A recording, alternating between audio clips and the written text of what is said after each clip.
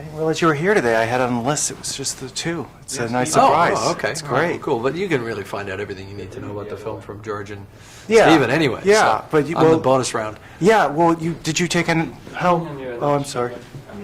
Like this? Okay. Thank you. There. We have speed. How active, I know you're the producer of the Yeah, film. That can yeah. mean so many things. It sure can. So how involved were you with the process of it? I could be the guy that just happened to own the rights and gets to show up at the screening and take all the credit. Mm-hmm. Well, I was a little more active than that, and I told Stephen going in that I would be as active or as distant from the process as he chose, Mm-hmm. which I think is best when you're dealing with a filmmaker of his caliber. Because Mm-hmm. he knows how to make a movie. He doesn't need me to tell him how to do it. So he wanted me involved in the writing process because as a screenwriter, we could sit and talk for hours about what the characters mean and what they're feeling and what this means, and if you move this scene to there, what does that do? And he wanted somebody that he could bat that off of, that kind of had to be there, that had a Right. vested interest, that wasn't just a casual friend. So yeah, so I think it worked out pretty well as a collaborative effort. Because I didn't know Stephen before. He came to us and said, "You guys have Solaris, I'd like to do this." And I don't think he knew how it was all going to work. Well, what is really important is the fact that it's not the sci-fi big. It's only. It really is about that. That's like just explaining how she comes back. The scientific it's a necessary portion. Right. thing, but in a 19th century novel, it might have been explained in a completely different way, in some more ethereal way or some more mythic way. Science fiction is a way for us to deal with sometimes putting ourselves into a kind of a metaphorical place.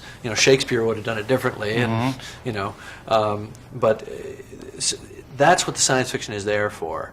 It's not in and of itself a science fiction kind of roller coaster ride, as people might expect from, say, the new Star Wars film or something like that. So they have to know going in that it's a drama. But it's a drama that asks a lot of questions about the nature of life and death and love and existence and what it all means, and identity and memory and kind of who we are, and are we are we destined to behave a certain way, or can we change? Do we have free will? There's a lot of stuff going on here.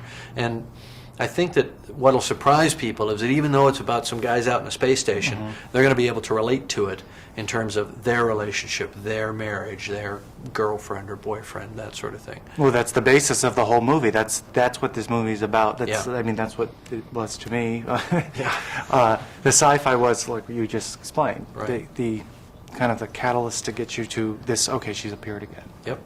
Now, before we wrap, I don't know if you know how much time we have. I thought we were just getting warmed up. I know. I know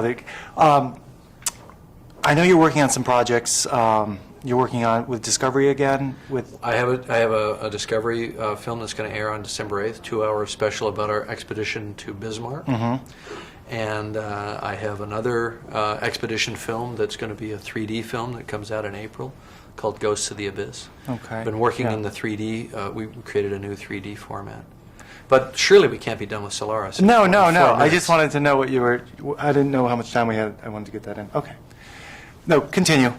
Well, no, I mean, Solaris, I could talk about it for hours. I just think it's... When the project first came to you, Right. before Stephen came on board, Yeah. it was originally, wasn't it a sci-fi story? It's a novel written Right. by Stanislaw Lem, who is the great kind of European science fiction writer. He's been translated into all the major languages, and it's kind of a story that's been around for a long time. I guess 40 years now, and a little less than that. And it was a film made by Andrei Tarkovsky. Russian film, endless film, but very interesting image-wise. But really, Stephen and I were just interested in the human story and these characters and these themes, and the specifics of it we weren't that interested in. And the questions it can leave with you. Exactly, because everybody that sees this film is still thinking about it the next day. So far, that's what we've been hearing back and talking about it. So it's not like most of the films that you see these days, where it's over and out. You know, the bad guy gets killed, the good guy gets the girl, and the credits roll. And even though it's been a fun ride, No really gimmicks, good- you mean? Well, it's not really a gimmick. I mean, that's No, sort of- there's no gimmicks, I'm saying. yeah, Right. there are no gimmicks in this film. Exactly. But even a good film of the type I just described, there's still something missing, and I think audiences are craving that. Well, we'll find out. Yeah. If they know that that's what it is, I think they'll go see it. I think that is important to tell them beforehand. But congratulations. All right.